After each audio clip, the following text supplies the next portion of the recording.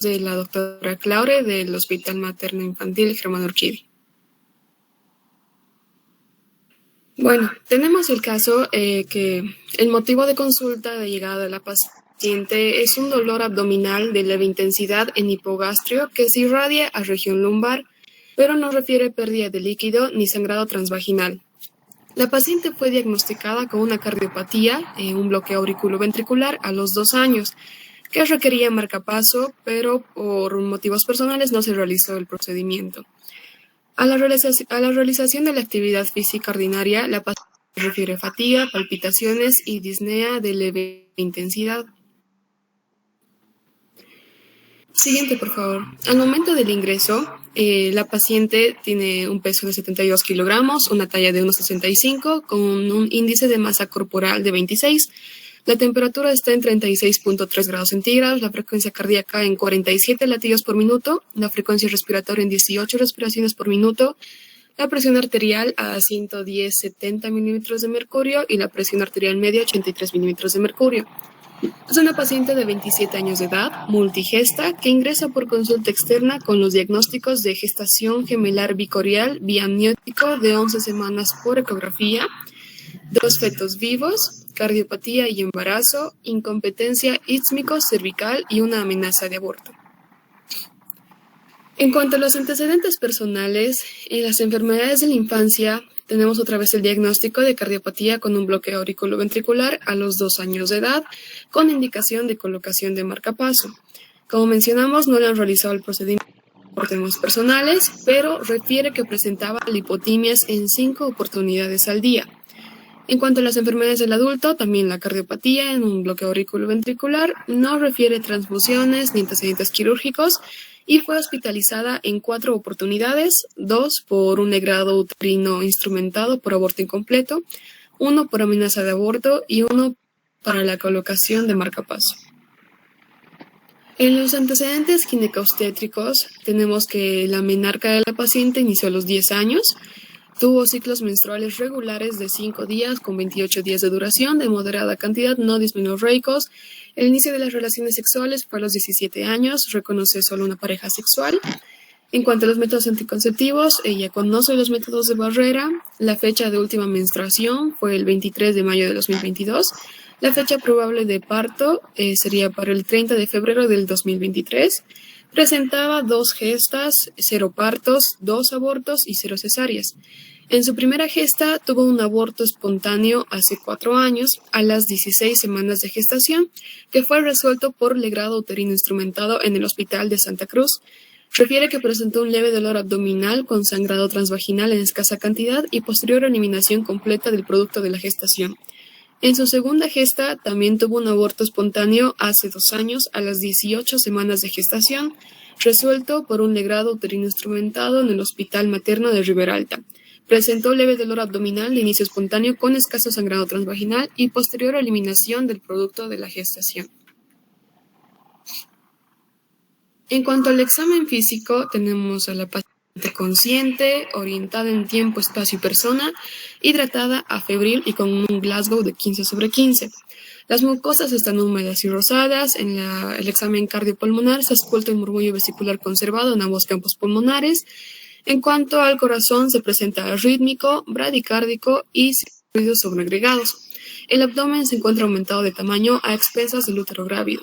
La frecuencia cardíaca fetal del primer feto es de 177 por minuto y del segundo feto es de 160 por minuto. Dinámica uterina negativa y movimientos fetales no percibidos. Los genitales externos son de aspecto normal, no hay evidencia de sangrado ni pérdida de líquido transvaginal. Al tacto vaginal, la vagina con paredes elásticas y un cervix posterior reblandecido cerrado. Las extremidades con tono y trofismo conservado, sin edemas y un llenado capilar menor a 2 segundos.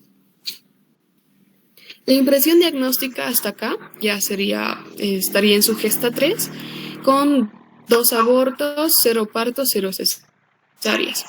Presenta un embarazo gemelar bicorial biamniótico de 11.2 semanas por ecografía, 2 fetos vivos, cardiopatía y embarazo con un bloqueo auriculoventricular, una amenaza de aborto y una paciente en alto riesgo obstétrico.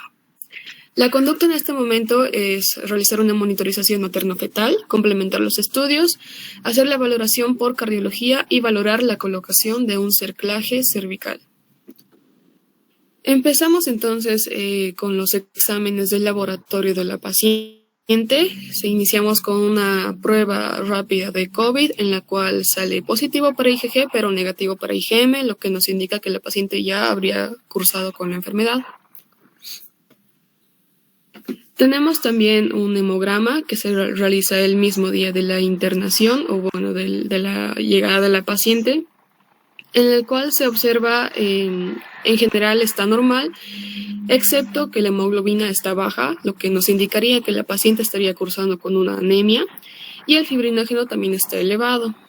En cuanto al examen de glucemia, ura, creatinina y perfil hepático en general, sale todo normal, el ionograma también normal.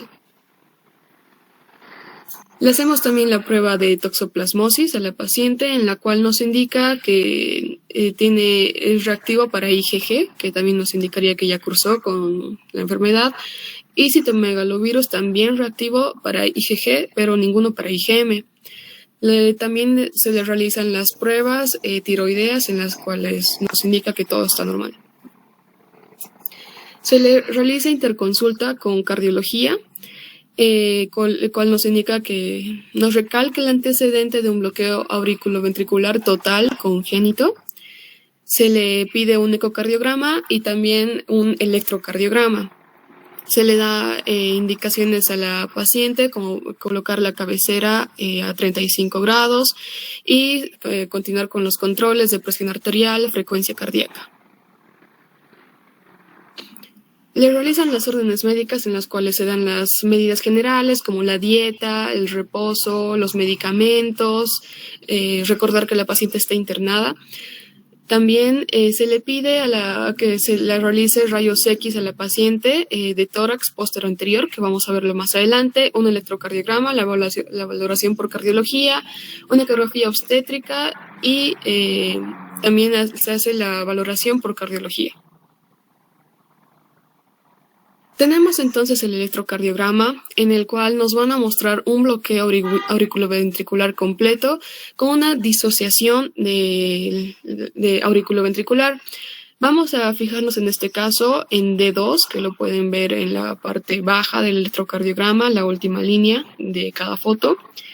Y el bloqueo auriculoventricular completo en realidad nos va a indicar que hay una disociación en la cual las ondas P van a ser más que las ondas QRS. Estas ondas P van a ser caprichosas, pueden estar como que tapadas o cubiertas por las ondas T o por los QRS. Y también nos va a indicar que va a haber más ondas P que complejos QRS. Como también puede que las ondas P no conduzcan en algún momento. También va a haber un ritmo que es relativamente regular. Si vemos en la parte de abajo, más que todo, se ve un ritmo que es regular, no tiene muchas variaciones. Esto es también característico del bloqueo auriculoventricular completo o también de tercer grado. Y bueno, el segmento PP va a ser constante, el segmento RR es constante, pero como dijimos, la localización de la onda P se caracteriza por ser caprichosa, que puede estar enmascarada tanto por los complejos QRS o por la onda T. Se le realiza también un informe ecocardiográfico en el cual nos indica que hay un volumen de aurícula izquierda moderadamente incrementado. El ventrículo izquierdo tiene diámetros y volúmenes en rango normal alto, con una contractilidad global y segmentaria preservada. La fracción de eyección del ventrículo izquierdo está estimada por el método de Simpson desde 61%. Hay una deformación longitudinal global de menos 19%, una función diastólica normal, las presiones de llenado del ventrículo izquierdo están en rango normal. Hay una regurgitación mitral leve secundaria a la dilatación del anillo y una presión pulmonar sistólica que está dentro de los parámetros normales. Tenemos también, se le realiza a la paciente la radiografía póstero-anterior de tórax, en el cual nosotros vemos una cardiopatía, un corazón bastante agrandado. Y ya después de 3 días de En el tercer día de internación ya de la paciente, el día 8 de agosto del 2022, se le realiza la tinción Gram, en la cual se ven bacilos Gram positivos en cantidad regular, los Gram negativos abundantes, células epiteliales escasas y los leucocitos polimorfonucleares también escasos. También se le realiza el cultivo de secreción vaginal, en que en una tinción Gram salen bacilos Gram positivos abundantes, células epiteliales abundantes y leucocitos escasos. En el cultivo se identificó el lactobacillus. También le realizamos una ecografía transvaginal, en la cual valoramos el cérvix, la longitud cervical y en este caso la longitud es de 31 milímetros, tanto con maniobra de Valsalva como sin maniobra de Valsalva. La impresión diagnóstica en este caso es de un bajo riesgo para parto pretérmino. Se realiza también la ecografía obstétrica a la paciente, donde nos indica que ambos fetos, tanto el feto A como el feto B, están vivos. Hay una gestación gemelar bicorial biamniótico. El feto A presentaría una edad gestacional de 11 semanas con un día por ecografía, y el feto B presentaría la edad gestacional de 11 semanas con 4 días. Nuevamente se pide interconsulta, ahora con cirugía cardiovascular. Se refiere que los resultados del ecocardiograma que se hizo a la paciente nos refieren también que hay una cardiopatía de embarazo con una clasificación del New York de 1 y según la OMS de 2, que esto lo vamos a revisar más adelante. También hay un bloqueo auriculoventricular total congénito, un embarazo gemelar bicorial biamniótico de 11 semanas, 5 días. Hay una anemia que está en tratamiento, una incompetencia istmo-cervical y la paciente con 3 gestas y 2 abortos. Se le pide a cirugía cardiovascular realizar la valoración para un implante de marcapaso bicameral. Y el cirujano dice que puede programar la cirugía, pero hay que decirle a la paciente, hacerle conocer que está en riesgo de exposición continua a los rayos X por las radiografías que se están haciendo para valorar el marcapaso.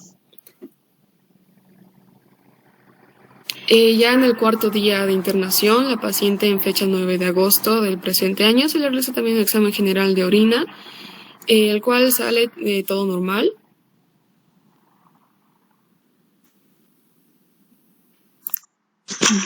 En los estudios de ecocardiografía se le realizó un screening para las aneuploidías para detectar si había factores de riesgo para algunas trisomías, donde se ha valorado en cada feto lo que es la longitud cefalocaudal, la frecuencia cardíaca, si había o no presencia de los huesos nasales y la translucencia nucal, en la cual se ha concluido que tenía bajo riesgo para estas aneuploidías. Siguiente. También se le ha realizado una ecografía de Doppler de las arterias uterinas para determinar si había riesgo o no para plecancia o restricción de crecimiento intrauterino, el cual fue bajo. Siguiente. Para la fecha 16 se le volvió a hacer una valoración de lo que van a ser la longitud del cérvix, tanto con Valsalva y sin Valsalva, el cual está en 3, como ven, sin Valsalva en 32 milímetros y con Valsalva en 30 milímetros. Esto nos va a determinar si hay señales de alerta para que se esté iniciando el trabajo de parto, si es menor a 2, en este caso es mayor a 3, está en 3, entonces el bajo sería, tendríamos un riesgo bajo para un parto pretérmino. Siguiente. Para el 14º día de internación se le ha implantado a la paciente un marcapasos, esto para poder sobrellevar la sobrecarga del volumen que se espera durante el embarazo.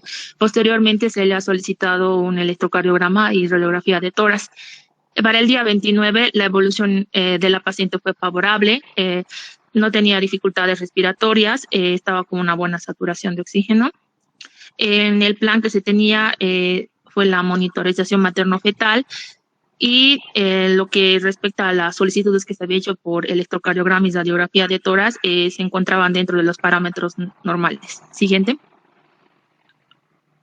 Para la fecha 22, que ya se encontraba con 17 días de internación, la paciente se encontraba asintomática, no presentaba dificultades respiratorias, seguía refiriendo que presentaba dolor a nivel de la implantación del marcapasos. Actualmente está con buen ritmo cardíaco y en espera de la revaloración por el servicio de cardiología. Siguiente. Ya para el día 24, la paciente se encontraba con los diagnósticos de gestante.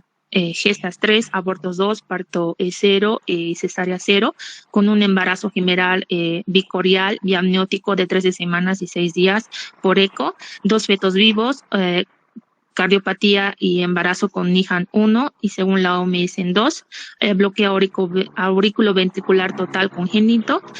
Ya estaba con la implantación del marcapasos bicameral y tenía una incompetencia ismocervical, y por esta incompetencia se le ha programado para hoy, 25, la colocación de un cerclaje cervical. La paciente al momento de ayer se encontraba sin signos de dificultad respiratoria, aparentemente todo normal. Al momento estaba con buen estado, consciente, orientada a las 3 esferas, febril y siguiente. Con las mucosas estaban húmedas, rosadas. A nivel de cardiopulmonar, el corazón estaba rítmico, regular, normofonético y no se auscultaban soplos ni ruidos sobreagregados. Pulmones con murmullo vesicular conservado en ambos campos pulmonares. En el abdomen todo estaba normal. A nivel de los genitales tenían características normales y no se evidenciaba sangrado transvaginal. Las extremidades normal, todo conservado. La evolución estaba estacionaria. Y actualmente la paciente se encuentra asintomática, no refiere dificultades respiratorias. Cuando cuenta con revaloración de servicio de cardiología, que indicó que estaba con una adecuada perfusión distal, pulsos simétricos, sin edemas. Siguiente. Y estas son las indicaciones en salas o las órdenes con las que está, con sus medidas generales, las mismas anteriores, con dieta blanca, rica en hierro y fibra, líquidos a tolerancia, con control de signos vitales, control si tienen sangrado transvaginal, las soluciones que se le está dando y los medicamentos, y también los laboratorios que se le ha pedido y las valoraciones que se están solicitando. Siguiente.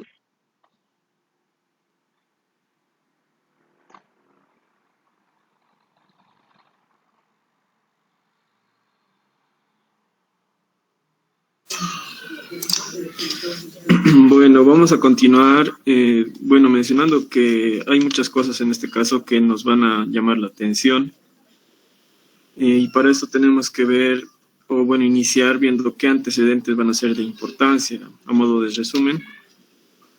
Inicialmente, lo más importante sería el bloqueo auriculoventricular, diagnosticado a los 2 años de edad, un bloqueo auriculoventricular completo, congénito, que se diagnosticó, el cual se le indicó que necesitaba un marcapasos, pero la paciente no siguió las indicaciones, no sabemos las circunstancias. La paciente presentaba hipotimias en cantidad de 5 veces al día, tuvo internaciones anteriores por amenaza de aborto, tuvo antecedentes de legrado uterino instrumental, lo cual podría ser un factor de riesgo para la incompetencia ismocervical. En cuanto a las gestaciones que tuvo, se vio que tuvo fueron abortos espontáneos. El primero hace 4 años, de 16 semanas de gestación, y el segundo fue un aborto espontáneo hace 2 años, a las 18 semanas de gestación. Actualmente la paciente está con un embarazo gemelar bicorial biamniótico de 14 semanas. Y de todo esto podemos decir que realmente es un embarazo de alto riesgo obstétrico, más que todo por el antecedente de la cardiopatía, los antecedentes de incompetencia ismocervical, los abortos previos que tuvo. Por lo tanto, es un caso que deberíamos hacer un seguimiento a lo largo de todo el curso del embarazo. Entonces, vamos a empezar por ¿qué es un embarazo gemelar bicorial biamniótico? Es cuando cada feto va a tener su propia placenta y su propia bolsa. Este tipo de embarazos gemelares se va a dar en el 72%, afortunadamente es en la mayoría de los embarazos gemelares. Y bueno, como todo embarazo con varios fetos o multifetal, va a conllevar de mayor riesgo, especialmente de preeclampsia, que es la complicación más importante en cuanto se refiere a los embarazos gemelares bicoriales biamnióticos. Pero si hacemos una comparación con los embarazos gemelares monocoriales, podríamos decir que estos van a ser más riesgosos. El embarazo gemelar monocorial va a ser más riesgoso porque los dos fetos se puede decir que dependen de una sola placenta. Y entre estas complicaciones más graves están el síndrome de transfusión feto-fetal y la restricción del crecimiento fetal selectiva. Afortunadamente, el caso que tenemos es un embarazo gemelar bicorial biamniótico, entonces vamos a decir que no estaría, en comparación con el embarazo monocorial, tendría menos riesgos. Y bueno, vamos a pasar a lo que es el bloqueo auriculoventricular completo congénito. Es una enfermedad muy rara que se va a dar en uno de 2.500 también en algunos artículos se mencionan uno en 20.000 neonatos vivos. Se ha visto que esta enfermedad a veces se denomina lupus neonatal porque se ha visto que podría ser resultado del paso transplacentario de los anticuerpos maternos, especialmente el anti-Ro y el anti-La. Se ha visto que aproximadamente el 50% de los pacientes con bloqueo auriculoventricular completo congénito son mujeres, como es el caso que estamos presentando. Y se menciona también que los episodios sincopales, si bien podrían darse incluso desde el periodo prenatal, hay casos en los que los síncopes recién se van a presentar en la edad adulta o en la juventud. O, más grave, se podría presentar recién durante el embarazo o durante el parto. Y bueno, es importante clasificar el estado funcional que tiene la paciente respecto a lo cardiovascular. Y para esto tenemos la clasificación de la New York Heart Association, en el cual se determinó que la paciente tenía una clase funcional 2 porque tenía disnea a grandes esfuerzos. Al inicio se menciona que la paciente tenía palpitaciones, disnea al hacer sus actividades ordinarias. Esta es la razón por la que se consideraría una clase funcional grado 2. Y tenemos la clasificación modificada de la Organización Mundial de la Salud, que nos va a servir para la evaluación del riesgo cardiovascular en las mujeres embarazadas, que va del grado 1 al grado 4. En la clase 1, bueno, cada clase va a tener sus condiciones o las patologías que se van a tomar en cuenta para la clasificación. En la clase 1 tenemos todas estas condiciones de las cuales nuestra paciente no tiene ninguna. Pero si vemos la clase 2, esta clase nos va a aumentar el riesgo de mortalidad materna, nos va a dar un aumento moderado de la morbilidad. Y esto va a incluir la comunicación interauricular o ventricular no reparada, la tetralogía de Fallot reparada. Nuestro paciente no tenía ninguna de estas dos, pero lo que sí tenía es una arritmia. Tenía una bradicardia muy grave, incluso estaba con 43 latidos por minuto en el momento de la ecocardiografía. Y el bloqueo auriculoventricular completo con extrasístoles ventriculares monomórficas aisladas. Por lo tanto, va a ser una paciente sintomática. Tenemos las otras clasificaciones que toman en cuenta otros parámetros, de los cuales nuestra paciente no tenía ninguno. En la clase 2, 3 y la clase 3, y consecutivamente estas clases, mientras mayores sean, más nos van a aumentar la mortalidad materna y la morbilidad. Como podemos ver aquí, todas estas características, por mencionar una, que es una de las más importantes, y ya tenemos una clasificación de la New York Heart Association grado 3 a grado 4, ya estaría entrando en el grupo de la clase 4, por lo tanto se va a considerar un riesgo extremadamente alto de mortalidad materna o morbilidad, y el embarazo estaría contraindicado. Esta tabla es para mencionar qué grado de riesgo va a tener nuestro paciente. Dijimos que estaba en grado 2 de la Organización Mundial de la Salud. Y para este grado se menciona que el riesgo va a estar aumentado ligeramente, el riesgo de mortalidad materna, y va a haber una moderada morbilidad.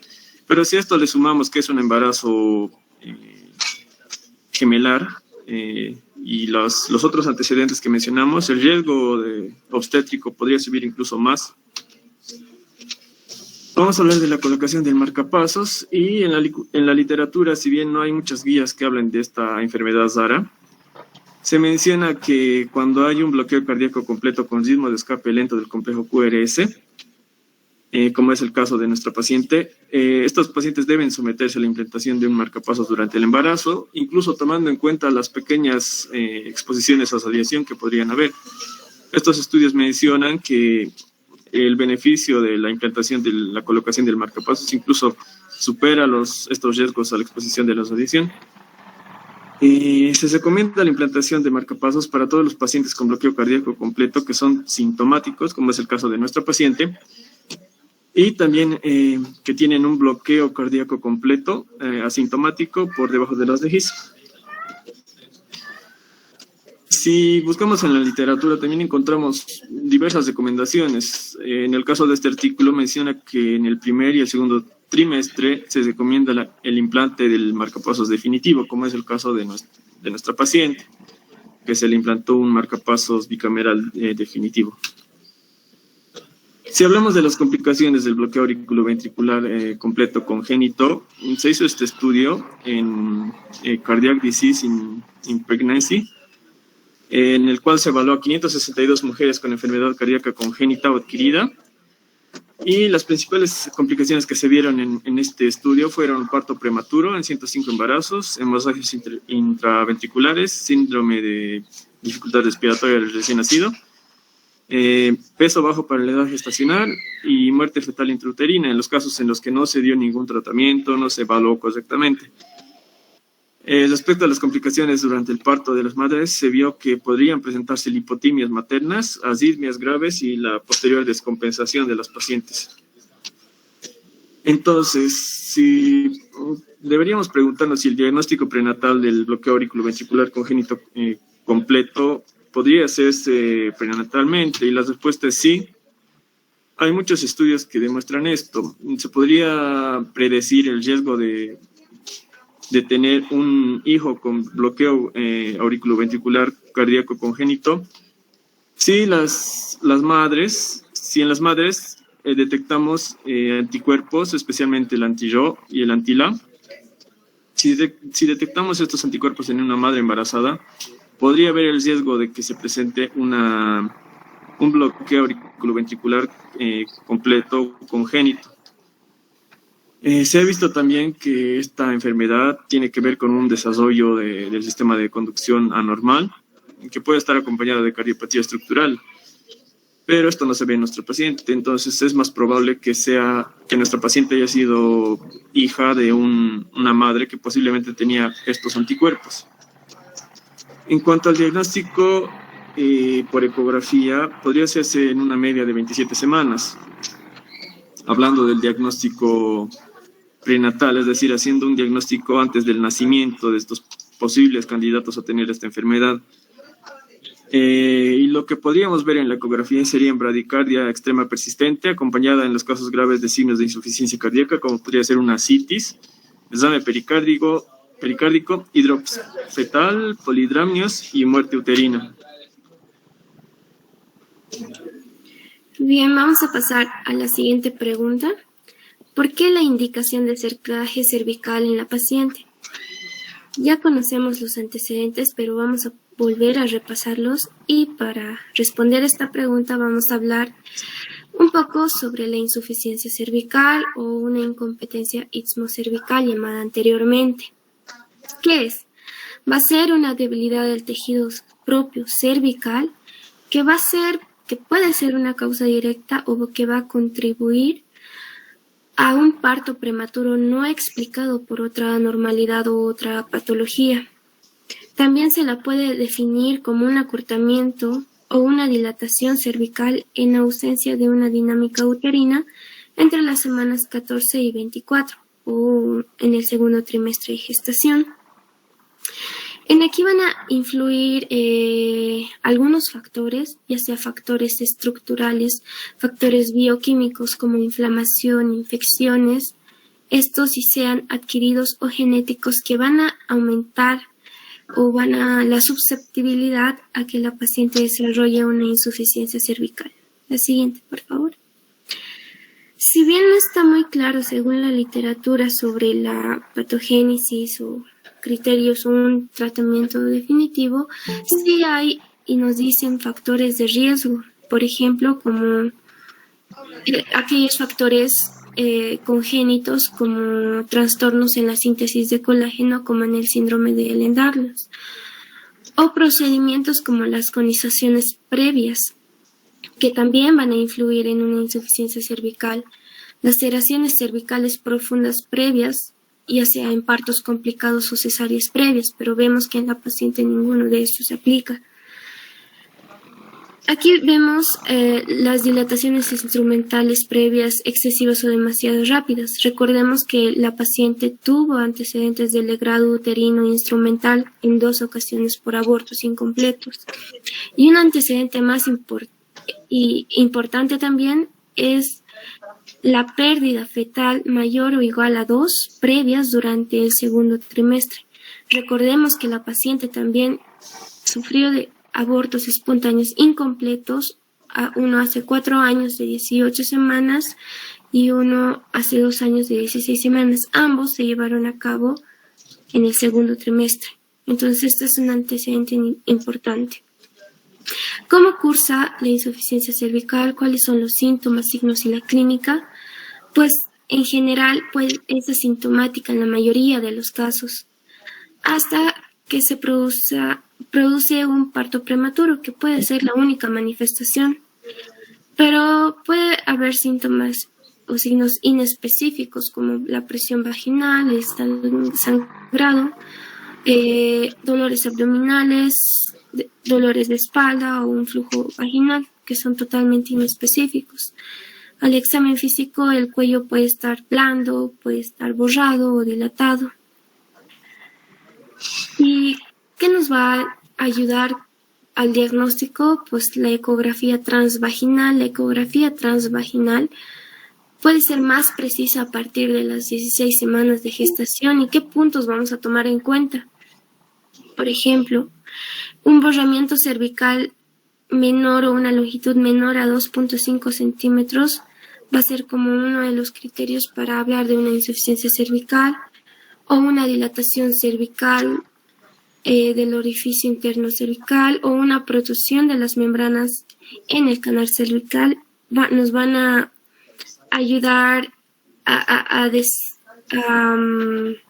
llegar al diagnóstico de una insuficiencia cervical. Y en el tratamiento en diferentes escenarios que nos dice la literatura, entra lo que sería el cerclaje cervical. El cerclaje cervical va a ser un refuerzo, una sutura del propio anillo cervical con material irreabsorbible. El cerclaje puede ser indicado por la historia clínica, por los antecedentes de la paciente, siendo así un cerclaje electivo o profiláctico, o ya sea indicado por una ecografía o un ultrasonido en el embarazo. Aquí nos dice que en un parto, amenaza de parto pretérmino, en una paciente mayor o igual a 2 pérdidas fetales previas en el segundo trimestre de embarazo, como en este caso, y paciente con alto riesgo de insuficiencia cervical, es un indicador para que se haga un cerclaje cervical durante el primer trimestre. Otras indicaciones para este tratamiento es que las pacientes tengan de nuevo antecedentes que sugieren fuertemente una insuficiencia cervical y que se puede realizar un cerclaje antes de la semana 22 a 24 mediante un diagnóstico por ecografía.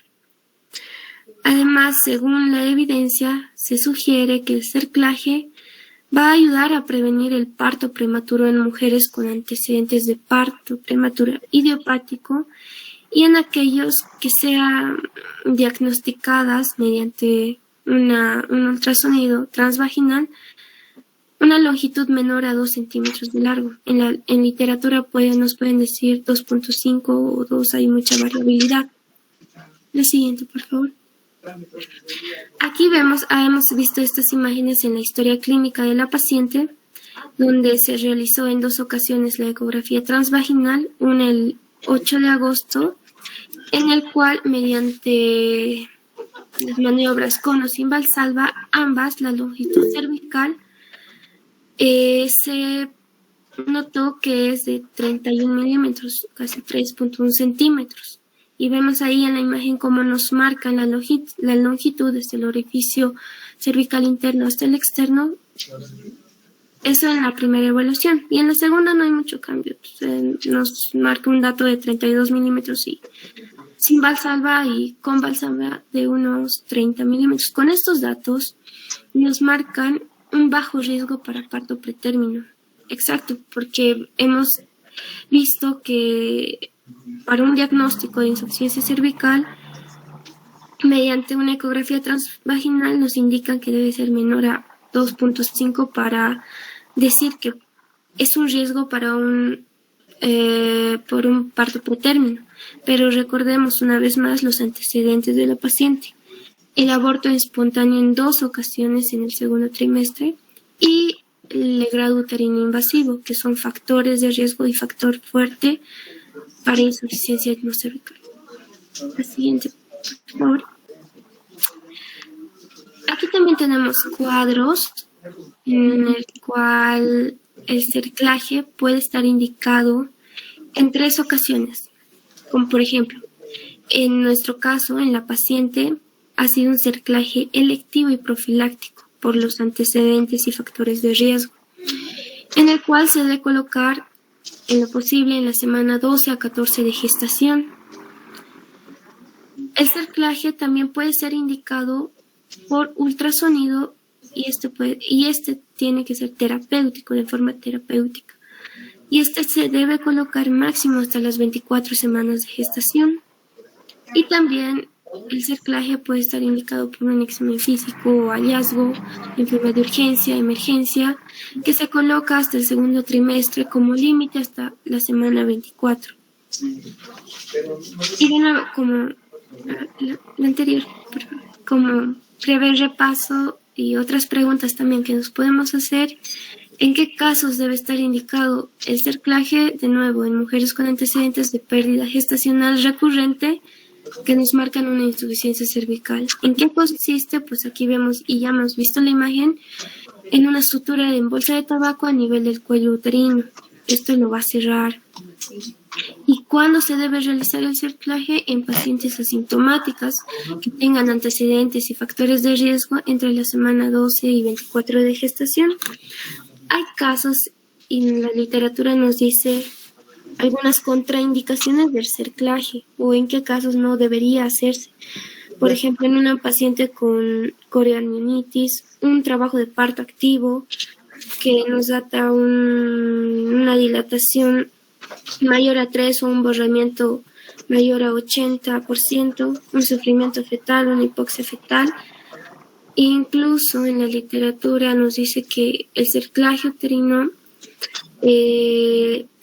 cervical, es de alto riesgo realizar en mujeres que presentan una gesta gemelar, pero se debería considerar en pacientes que tengan antecedentes importantes de nuevo a una insuficiencia cervical, como la pérdida de 2 o más abortos espontáneos. Eso como un recalcado. Y bueno, eso sería todo el caso clínico. Gracias por la atención.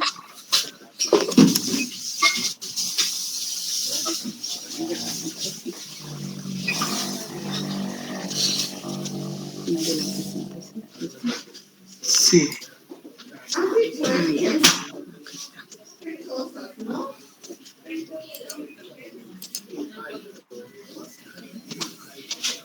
Bien. Como vieron ustedes, el caso clínico tiene la finalidad de no solo ver que la parte obstétrica en toda mujer en edad reproductiva tiene también la finalidad de buscar otras patologías asociadas, como esa de la cardiopatía.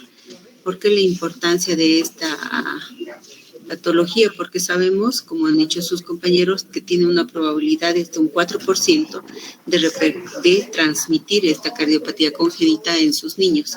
Además, que por los antecedentes que han referido, tener un embarazo con retardo de crecimiento o productos de bajo peso, o quizás no llegar a completar el embarazo si es que la incompetencia istmo-cervical no se logra cohibir.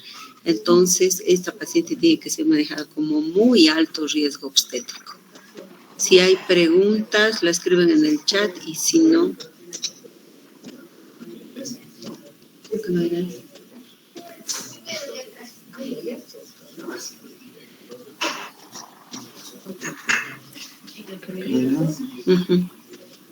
Damos por terminado entonces la presentación del caso clínico.